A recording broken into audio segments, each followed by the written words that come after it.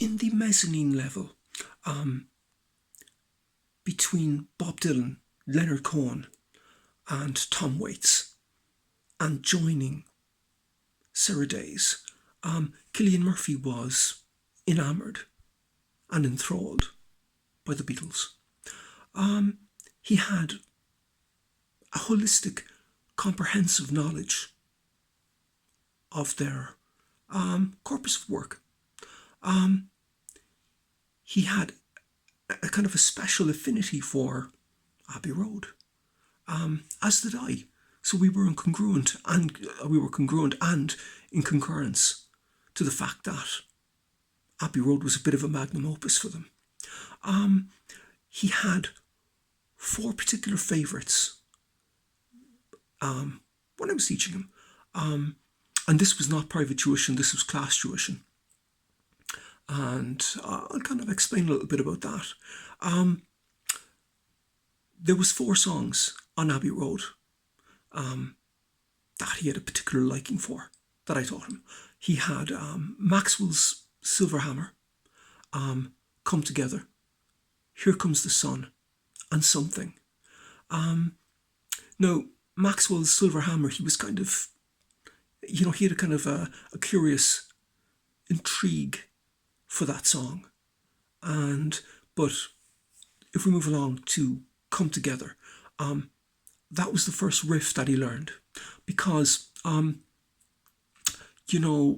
most guys, like, the first riff they learn is probably Hey Joe, the kind of chromatic passing tone, riffs in Hey Joe. But for Cillian it was Come Together, and so that was the first riff that he learned. And the next thing was, like, it was a kind of an introduction to a sense into, like, 12-bar. So he was kind of, it kind of was open to that door, opened out that kind of concept for him a little bit as well. The next thing was Something.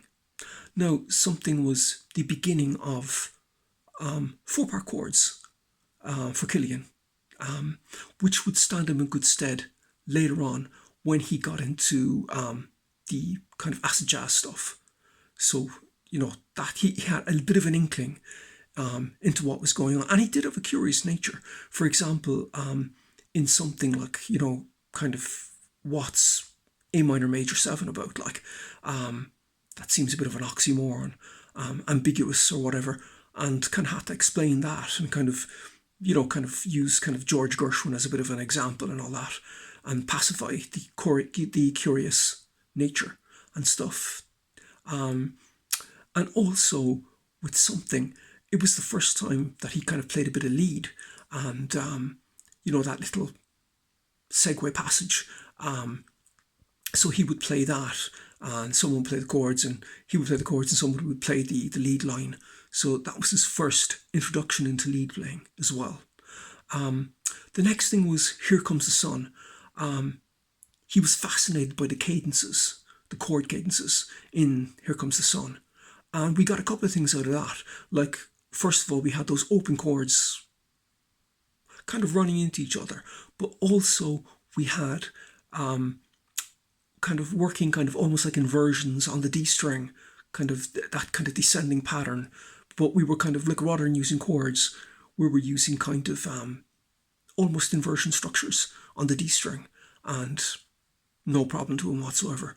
And also kind of sus4 type stuff, and kind of different timings and stuff like that. So, he kind of really just absolutely devour that stuff, that material.